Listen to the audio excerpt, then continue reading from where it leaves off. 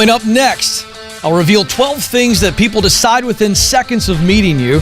We'll give you 3 clear steps to overcome your fear. We'll take your chats and your calls. It all starts right now.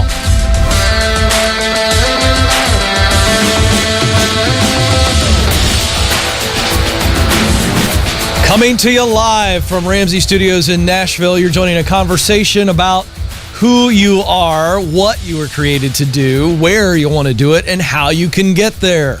It's all about you because you were created to fill a unique role. That means you are incredibly needed, tremendously valued. And that also means you've got to do it. I don't believe you get the option of just sitting on the bench of life.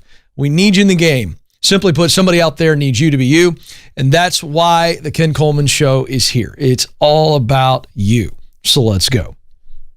12 things that people decide within seconds of meeting you. This article came across my desk, and I said, oh my gosh, this is amazing, because I have always believed that when people say, well, you can't judge a book by its cover, that's actually garbage. Like somewhere a grandmother or somebody who's well-meaning came up with this idea. And basically what they were saying is, don't judge people, which I'm all about not judging people. All right? All right? You got your own problems. Don't judge other people. However, when we talk about first impressions, the fact of the matter is that all of us judge, if we want to use that in a light sense of the word, we create impressions of others instantaneously. So I'm going to run through this list. This is unbelievable, and I'll tell you why this is important to know. We know from research that it takes just 3 seconds for someone to determine whether they like you and want to do business with you. So there's 12 assumptions that people make about you. I'm sure there's more, but this is all backed up with data. Here we go. People judge how much they should trust you after only a tenth of a second. Princeton researchers did a study with 245 university students, gave them a tenth of a second to rate the trustworthiness of actors' faces. Then they had another 128 students who were able to take as long as they wanted to decide whether or not an actor's face was trustworthy. The results from both groups, the group that took a tenth of a second and the group that took as long as they want, were eerily similar. So they found that somebody who's making their mind up, they may be right or wrong, but they're making their mind up on whether or not you're trustworthy instantly.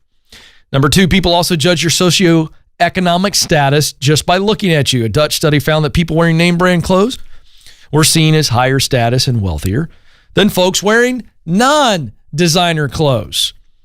Number 3, people determine how smart they think you are after just meeting you. Loyola Marymount University did a study, and it found that looking at your conversation partner in the eye might help people think you're more intelligent. They had 182 college students engage in an assigned topic of conversation in pairs for 5 minutes. Partners then rated each other on how smart they seemed. Results showed that people who were perceived as more intelligent were the ones that held their partner's gaze while talking. So now that's a win right there. And by the way, we've got younger generations that just don't know how to look people in the eye when they talk to them. Number 1, it's really just good manners, but also people are going to think you're smarter. Number 4, your appearance can also signal how dominant people think you are. Listen to this. Small University of Pennsylvania experiment. Undergrads looked at 25 photos of men, some with shaved heads and others with full heads of hair.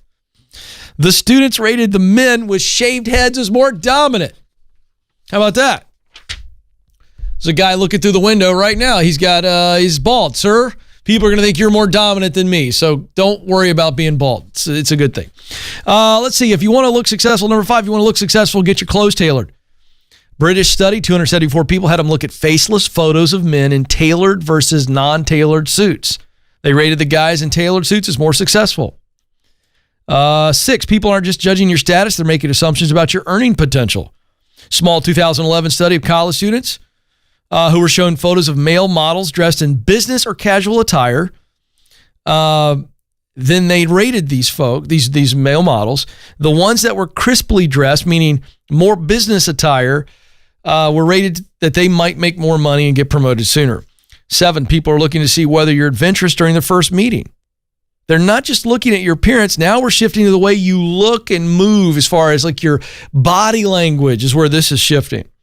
This small study, a group of students were shown video clips of other students walking, some with looser, more relaxed walking gaits, others with tighter ones. They tended to equate the looser gaits with an extroverted, more adventurous person. I think, what are we at? 7 here? I don't even know where we're at here. People can tell if you have an aggressive personality shape just by your, they can tell if you have an aggressive personality just by your face shape. They looked at a bunch of men. This is a Canadian experiment, and undergrad women looked at a bunch of different men, still shots of them playing video games. So they're leaned in and they're looking at their face shape, and they measured that the rounder face, regardless of expression, the bigger the facial, spacing, then they were more aggressive. People might be able to tell how religious you are by simply looking at how you hold yourself. University of Cal Berkeley, 123 undergrads assessed 113 people's religiosity by looking at full body photographs. Those who appeared to be smiling, energetic, relaxed, and neat were judged to be more religious. And by the way, that actually turned out to be true. And then in 50 milliseconds, most people can accurately predict if you consider yourself an extrovert. Again, looking at faces, a German research study was able to determine that extroverts generally have more cheerful expressions. And then people make assumptions on your leadership ability by looking at you. They had 100 researchers asked undergrads to review headshots of 100 managing partners at top law firms. And when they looked at their faces, they were able to determine the ones that they thought were more successful actually were. They had a greater profitability. I think that's a confidence issue there is what I'm seeing. And then finally, people can decide if they like to be friends with you a few minutes after meeting you, and this is a chemistry thing. 2015 paper by the Journal of Social Science found that those who are agreeable or friendly, open to experience, and conscientious or hardworking and organized are more likely to experience friendship chemistry. So why am I rolling through all of those things? One simple reason. The way you look, your appearance, the way that you act, your body language is sending a message. It may not be the correct message, but it is sending a message. And I'm telling you, when you think about being on purpose and moving up in your career and doing work that you love and getting ahead, you've got to be cognizant of the message, the nonverbal messages that you're sending. And again, this is about your appearance. So guys, if you dress like a slob, it's not a good thing. Should I spend the extra money on tailoring my clothes? Yeah. Should I get out an iron and an ironing board? Yes. Should I take care of myself? Shave? Should I be in good shape? All those things. Yeah. Because here's the deal. You may be missing a great opportunity simply because you are being judged by some easy to fix nonverbal cues. So you got to be aware of this stuff, folks. It really matters. 844-747-2577 is the number.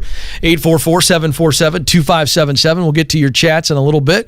We've already got Dave fired a chat from London. How about that? So we'll get to that a little bit later in the program. But to the phones we go. Rebekah joins us in Moses Lake, Washington. Rebekah, you're on the Ken Coleman Show. Hi, Ken. Thanks for having me on. Well, I'm thrilled to have you on. What's going on? So I am a stay-at-home mom to 2 girls. I haven't had a job since high school, and I'm looking into starting a virtual assisting business. Yeah. I have an associate's in medical assisting, and I'm getting a bachelor's with certificates in social media marketing, administrative assistance, and commercial fundamentals. Nice. I just don't know how to start because everyone wants 5 years of experience, you know? Yeah, but if I understood you correctly, you're not just looking for an administrative assistant role. You're trying to start your own business that is if I understood you right, is a remote kind of an e-assistant. And so you're offering not just your services, but the idea is eventually you have other people who are filling this role and you're kind of brokering that relationship. Am I understanding that? I think I would like to do it by myself for a while. That's what I thought. Okay, good. That's the best thing. Okay, good. Because that was going to be my advice. Forget about starting a business that involves placing other people. Let's just get you to a situation. Why do you feel like you've got to start it as your own business versus going to work for some amazing companies who are already doing this? So just putting yourself in the roster and all of a sudden you have an executive who picks you and you go to work and you're not worried about anything other than just serving that executive well. Yeah. Why would you do it on your own? Try to find your own executive who hires you and you do it remotely versus going to work for, again, I'm going to tell you what I'm talking about here. Belay, Belay, is one of the leaders in the industry, if not the number one virtual assistant company in America. And I know the owners. Okay. Brian and Shannon Miles. They're world class. In fact, you could call Belay today and say, Ken Coleman sent me there. This is not an advertisement. They're not paying me to say this. I actually know these people and they're really good at what they do. So why wouldn't you just get qualified and go work for them? And then if you want to do it for yourself later, once you get in and get the experience, then I'm okay with that. But I just think that's the better move. Am I missing something? No, that's perfect. Yeah. Yeah. Hey, start with them. And here's the deal, just so people know I'm not advertising them right now.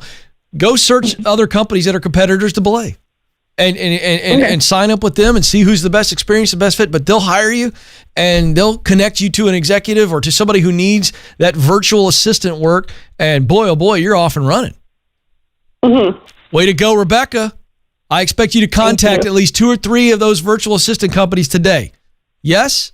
Okay. Yes. Get after it. Way to go, Rebekah. Thanks for the call. 844-747-2577. We go to Cleveland, Ohio next, where James joins us. James, you're on the Ken Coleman Show. Hey, how you doing there, Ken? James, I'm living the dream. What's going on? I'm doing pretty good. I was interested into the financial advisory. Hey, James, let me stop you here for a moment. I want to serve you, but I feel like I'm coming through the car speakerphone or there's a lot of interference. Can we try to fix that real quick? Yeah, can you hear me much better now? I think so. Try to keep that phone close to your mouth and talk clearly. Let's start over. Go. Yeah, I was interested in getting into the financial advisory roles, and I actually just started applying to a couple of financial institutions, and been trying to further my career in that area. And I just want to know, am I taking the right actions upon applying the right way, or is there anything I need to do? Well, can you be more specific? Tell me what you've done and what you're unsure about, what you want my advice on, and I'll dive in there. Tell me more. Well, about 6 months ago, I just got through taking a financial planning course at a community college. Okay. And currently enrolled in a business course. So I have been trying to further my education in the financial industry. Yes. And I have a good, strong passion for wanting to help people. So that's why I kind of want to... and I'm good with numbers, math. Those are like my strong points. Okay, so is your question, am I heading the right direction and you want me to help you with confirmation that this is something in your sweet spot? Yeah, absolutely. Yeah, so here we go. Actually get into that role. All right, so here's the deal. Let's just do a quick confirmation and then we're going to talk about what you need to do to get there, okay? So let's walk through the 3 elements of the sweet spot. They've got to all come together, all right? What you do best. Okay. James, are you really good with numbers and math and just you really understand all? I mean, you just have a gift at analyzing and number crunching and just how numbers work. Yes. Great. It's been something I've had to do since I was younger. So great. Yeah. All right, so check that box. You've got the talent. All right? It's definitely something that you do really, really well. It's what you do best, okay? Now we look at passion, what you love to do. Do you like advising and giving people advice after you've been able to crunch the numbers and come up with a plan? Do you really enjoy the idea of problem solving and then solution providing as it relates to someone's financial future? Yeah, absolutely. Great. There we go. Check the box. And then finally, we just kind of touched on it. It's results, right? This is mission. Do you love the idea of waking up every day and going home every day knowing that you made a difference in helping someone fund their dreams? Yeah, and that's actually why I wanted to call you today. I just took your assessment online to see if I was in the right career path, and the assessment told me that I wasn't in the right role, in the right place. Why? And what assessment? Your career, your job assessment. Am I in the right role in the right firm? Yeah. Took that today. Yeah. You said you took my "Should I Quit My Job" quiz. Mm-hmm. Yeah, but that's great that you're not where you're supposed to be now. But we're not. You're not where you want to be anyway. You're just asking me, is this somewhere where I should be going? So that "Should I Quit My Job" quiz is based on what you're doing right now. So what was your result? The result was that I wasn't in the right place, in the right role, and that's why I kind of feel at the end of the day, I don't feel like I'm fulfilling the full purpose. All right, and so let's by helping other people. Well, let's dive in. I feel like I do. So why is it that you think you're not in the right role? What is your current role right now? We do shipping and receiving work, so we do warehouse shipping work. Okay. I thought you said you were a financial advisor now. No, I was looking to get into that industry, and I want to know. But that should. Okay, but I'm confused, brother. My "Should I Quit My Job" quiz is about your current job. No wonder you got the answer that you got. Of course, you're in the wrong role in the wrong place. You're in shipping and receiving in a warehouse. You want to be dealing with numbers, right? So my quiz is absolutely spot on, correct. Right? But you're asking me, should I go into financial advising? Is that the right fit for me? And we just walked through that. So you're confusing my "Should I Quit My Job" quiz with what you want to do in the future. That's not measuring that. It's measuring what you're doing now. Are you understanding what I'm saying? Yes, I do understand. All right. Well, then there's no confusion. So here's the deal. Let's get back to your initial question. Your initial question is, am I pursuing the right thing? Absolutely. Financial advising certainly fits. We just walked through it on the air. Now, the question is, how do you get there? You use the proximity principle. You start getting around people that are in that space while you're learning. So we just went through stage 1. That's get clear. Stage 2 is get qualified. Right now, you're in the process of getting qualified. The community college degree, there's some other licensing, there's some things that you need to do to be qualified. So you need to know that you've got the full list of, this is what I'm going to have to learn and do to get a ticket to the dance. How much is that going to cost me? Based on my financial reality, how long is that going to take? That's where you are. You're in the get qualified stage. Now, as you are getting qualified, you can step into stage 3, which is get connected. So that's the proximity principle. In order to do what James wants to do, he's got to be around people that are doing it and in places where it is happening. So Madison, if James does not have my proximity principle, the #1 best-selling book, James, I'm going to give you the book. Whatever format you want it in, I'm giving it to you today. Because I write explicitly and specifically on who you need to know and where you need to be, an opportunity will come knocking on your door. So get it. That's why I wrote the book. 844-747-2577. But here's the deal. If you're new to the show and you've not heard me unpack the proximity principle, here's what James is going to end up doing. He's going to start hanging around professional financial advisors who are winning in his zip code. He figures out what his mutual connection is, and he asks them for coffee or lunch, he'll buy. And when he's sitting with these professionals, he's humble and he's hungry. He's saying, hey, I want to be where you are one day, and you can tell me so much. You can give me knowledge and you can give me wisdom, and I've got some prepared questions here, and I want to know how you got where you are. What do you think I need to do? What's the multiple different paths that I could take to get where you are? Anybody who's got a decent heart is going to say yes to that because they feel valuable. Everybody loves giving their opinion. And so they're going to give you all that knowledge and wisdom. But then here's the deal. At the end, you say, hey, who are some other people that I need to be around? Would you connect me to them? What are some places where I can get myself in, where I can observe and shadow? And when we talk about a place, we're talking about a place to learn, a place to practice. This could be a volunteer type opportunity. Those men and women who are winning in the field you want to be in are the key holders. They got the keys. So that's how this works. 844-747-2577 is the number. We'll get back to your calls a little bit later in the program.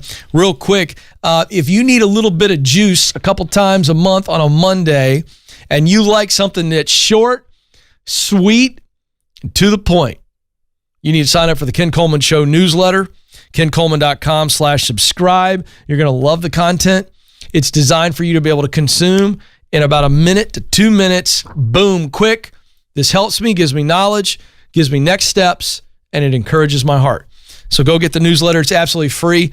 KenColeman.com/subscribe. All right, let's go to the chat room here. By the way, if you're watching the show live right now and you're enjoying the conversation, give us a like down there right below the video window. Give us a thumbs up. Hey, I'm liking this show. YouTube pays attention to that, and we've seen tremendous engagement over the last 2.5 weeks as we've launched live here on YouTube. Also, subscribe if you're not subscribed, and hey, share the episode. You can do all of that right there under the video window. I could do the old one of these deals, like if I do this, Nathan, you know what I mean? So they kind of right there below me, like right down there. That's where you do that, right down in that space. It's kind of fun. I'm doing a Vanna White. How many people watching know who Vanna White is? Give me a thumbs up. Probably nobody. You guys know who Vanna White is, you millennials? Madison, do you know who Vanna White is? Wheel of Fortune? Oh, no kidding. All right. I never know these days. I got some people out there who are with me. They know who Vanna White is. All right. Very good. All right. Let's go to the chat room. Dave A. from London. He says, Ken, I have a dream of doing I've been dreaming of doing accounting since I was 12. I could not get the apprenticeship, so I decided to try business admin. I kind of like business admin, but should I still do accounting? Yeah. I shared some research, Joe, recently on the show. I can't remember when it was, but I shared some research that psychologists have been able to go back and track that at the age of 9 and 10 years of age, listen to this, Dave A., and the rest of you. By the time we get to 9 and 10 years of age, the things we begin to fantasize about and wonder about, and I'm talking in the pure fantasizing here, that like you begin to think, what could I be when I grow up? What might I want to do? I wonder if this could be something that I want to do. That they find from professionals that the very early days of thinking through that it reveals that there's something to that. It doesn't mean that every 9 and 10-year-old that walks in, parents, and says, hey, I want to be this when I grow up, doesn't mean that that's exactly what's going to happen, but they have found ties to that. And so here's my point, Dave A. You said since you were 12, that's a very specific age. And that means you're taking me back to a very clear moment in time. And that's the moment, the origin, when you said, I think I like numbers. I think I like crunching numbers. I think I like to do that for people. But you didn't get the apprenticeship. And for that reason, maybe you felt some rejection, Dave A. And then that created some doubt. And then you went another direction. And here you are all these years later. And I think the reason you texted or you chatted in here is because you wanted to hear if I think that is something that you should take serious. And I'm telling you, you need to listen to your heart, because 12-year-old Dave A. certainly was interested in accounting. And so I would go explore it. I just gave this advice to James, who called in. It's the same advice. If you've been watching the last few minutes, we'll do a quick rewind. Use the proximity principle. Start getting around people that are winning in accounting. And when you spend time with these people and ask them, think of it as a college research paper. I'm going to go do a college research paper on a successful accountant. And I'm going to tell you everything about this successful accountant. Here's what's happening. You are clarifying and verifying.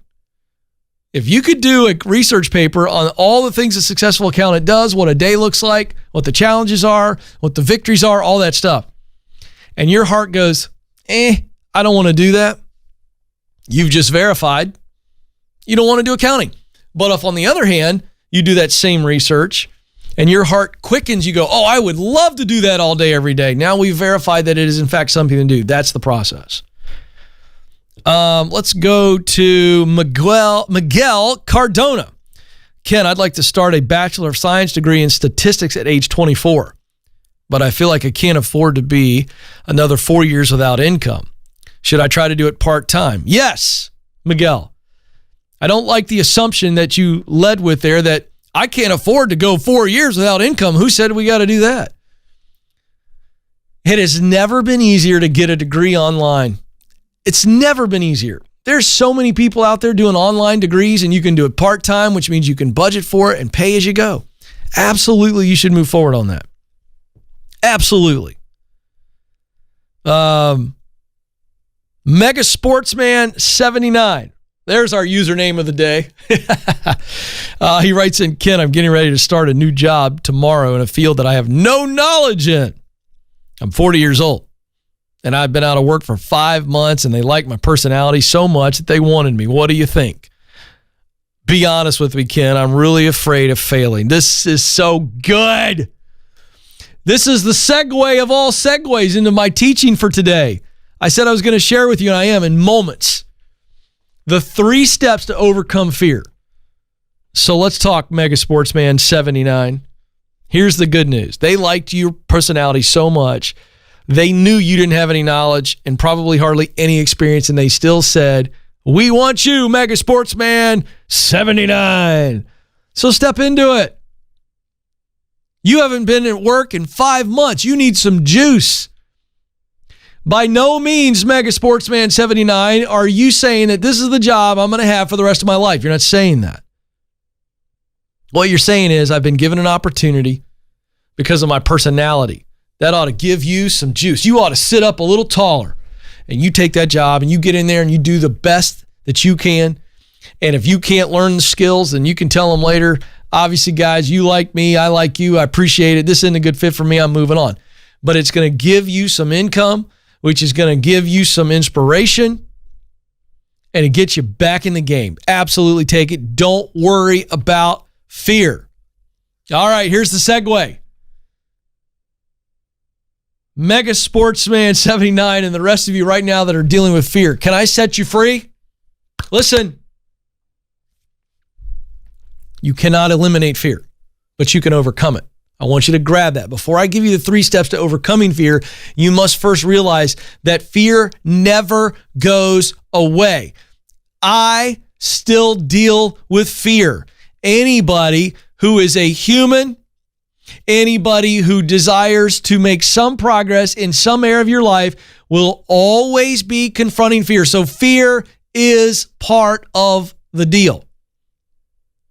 So the mindset has to be, wait a second, I can't eliminate fear, so I'm going to start thinking about fear differently. It's not about eliminating it. I'm never going to be able to. Every time fear pops up, doesn't make me a weak person. That's what I want you to get.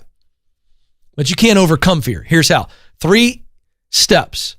3 steps to overcome fear. And I want to walk you through these. The first one is you have got to identify your fear. Call it out specifically. If you've been watching the show or listening to the show for any amount of time, you've heard me do this with callers. I will stop the entire conversation and drive into the fear. And I'll say, what specifically are you afraid of? Name it. Describe it. And the reason we want to do that is we want to expose it. When it's bouncing around inside of your head, it's scary, it's massive, and it feels like you can't even face it. So we get it out of our head 2 ways. We either write it down on a piece of paper so we can see the fear, or we share with somebody what the fear is, and I'm your guy.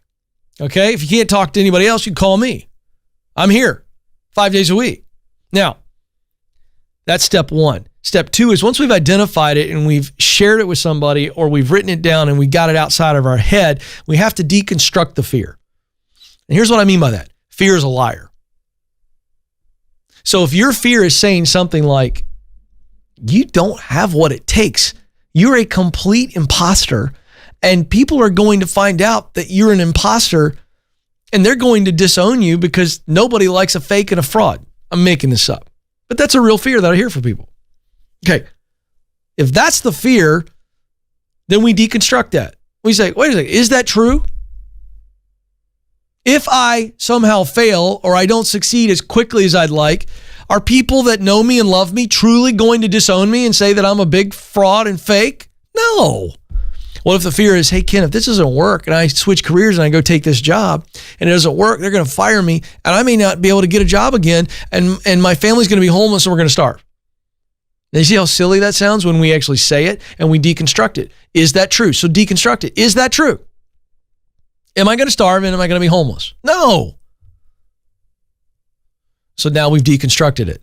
And so now we say, okay, if this is what the lie is, what's the truth? The truth is, I may fail, I may stumble, but I'm going to learn something from this. And actually, I'm moving forward on purpose anyway. We're not just walking blindly. We're not jumping off of a cliff without a plan. So there's actually all that deep, deep pain and rejection and all that stuff. It's not going to happen anyway. So that's the truth. And then we relax. And so the third step is refocus.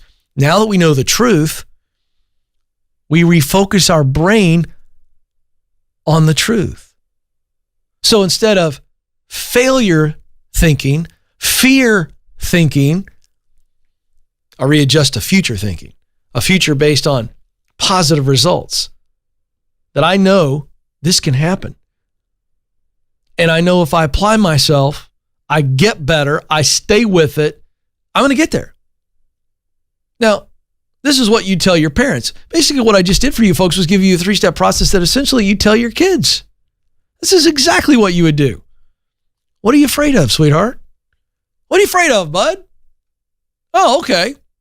Well, that's just not true. That's not going to happen. See, we're deconstructing it as parents. And then what do? We go, nah, don't worry about that. You're fine. Your friends are going to support you. It's going to be fine. Trust me, you're going to get through this. You're going to look back on this. And I'm going to tell you something right now. It's going to be the greatest thing that ever happened to you. It's a great change. And your kid goes, okay, all right. Hope you're right, mom and dad, right? And so what are we trying to do? We're refocusing our kids on the truth. And so when we have a mindset that is focused on the truth and on positive outcomes, then the fear, hear me, full circle here, the fear isn't eliminated. The fear just gets really, really quiet. And we don't hear it and we don't see it. So those are the 3 steps to overcoming your fear.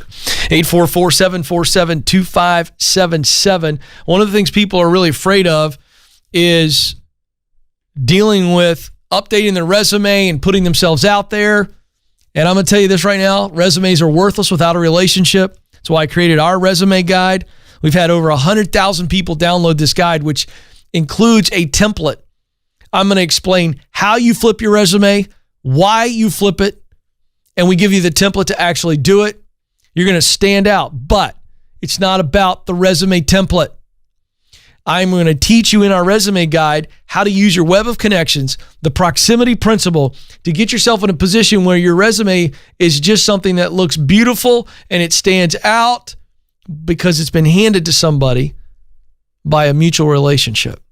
And then when they see it, they go, whoa, this is really cool. This is really different. So check it out, kencoleman.com/resume, kencoleman.com/resume. It's absolutely free, by the way. Free. So go get it. 844-747-2577 is the number to jump in. We go to Spencer, who joins us in Orlando, Florida. Spencer, you're on the Ken Coleman Show.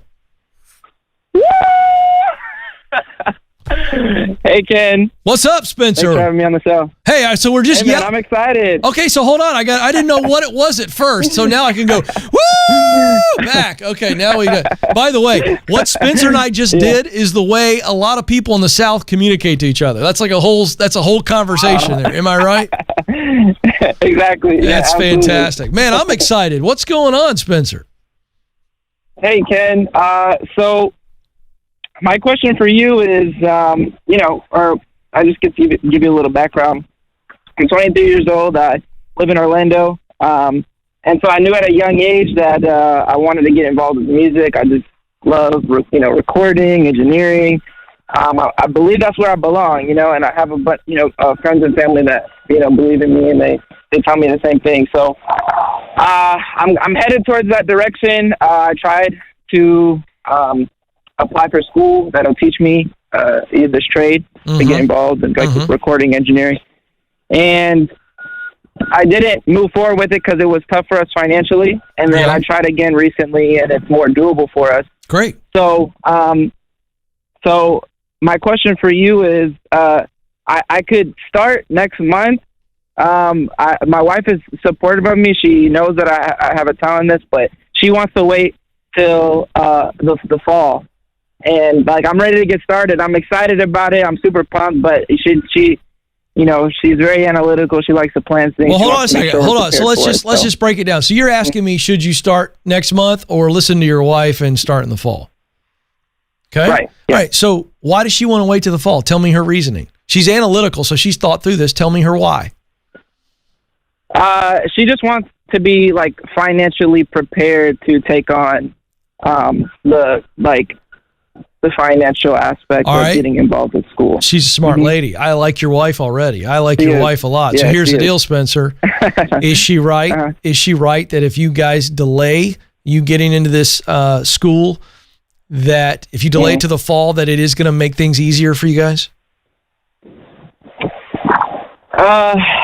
This is a yes or no answer. I always listen to her. Yeah. Yes, I believe so.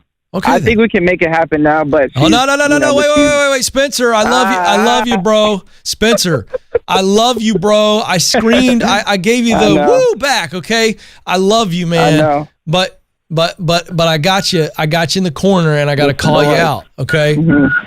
Yeah, go ahead. I didn't ask you if you could do it now. I said, is your wife right in saying that it would be better for you guys financially? Are you driving an emergency vehicle while you're talking to me? I mean, are you backing up? What's going on, Spencer? I'm distracted. No, it's construction in the back. I apologize. No, dude, I'm having fun with you. Here's the deal. Your wife is right. And I know you can do it tomorrow. But the fact of the matter is you agree with her that it would be easier for you to hear what I just said, Spencer. It'd be easier for you to together as a married couple. She's your partner. Right. She's locked arms with you. She's a great woman. And she feels like it's better to wait. You agree it's better to wait. You need to wait because you need her on board and you need her in a safe place mentally to be the support that she wants to be for you. So you got to support her too. And you know what? We're talking about the difference of 6 to 7 months, 7-8 months. Okay. Whatever it is. What month is it? Is it February? Yeah, there we go. All right. So you get my point, Spencer. Do this. I understand. Do this, not just to honor your wife, because I believe you should honor her feelings, but she's right. Right. You said it, not me. Not to mention the age-old proverb from I don't know who said it, but boy, are they right. Folks, I'm quickly approaching 22 years of marriage. Thank you very much. Happy wife, happy life. Come on, Spencer. That may be the most valuable thing I ever say on this show, so I should say it over and over again. A quick thought on this. Don't miss, if you're married or you're in a deeply committed relationship, do not miss the invaluable support of your significant other. If they're supporting you and cheering you on, you better not miss how crazy important that is to you on your journey. So listen, if they're all in, but they've got concerns and they need to be in on the timeline too. It's not your timeline, it's our timeline. Get that. Way to go, Spencer. Appreciate you, brother. I love the woo, but it was really loud. That was great. That's kind of a new greeting, but something I'm kind of used to in the South. I make that joke when I speak at live events all the time. I'll go around the room and I'll say, how many of you are from the Northeast? You know, and they'll go around and I always wait for the South because those are the loudest people in the room. And they make that noise. Woo! They go nuts. You know what I mean? Because that's a full sentence in the South. We can see each other across the parking lot at Target and somebody goes, woo! And we go, woo! And then we're happy. It's a full sentence. Everybody knows what we said. That's a Southern thing. I don't know why we are that way, but it's kind of fun to laugh at. All right, Joe, I'm running out of time, but before I let you go, I want you to know that you matter. You do have what it takes. Thanks for joining us. Until next time, this is the Ken Coleman Show. Press on.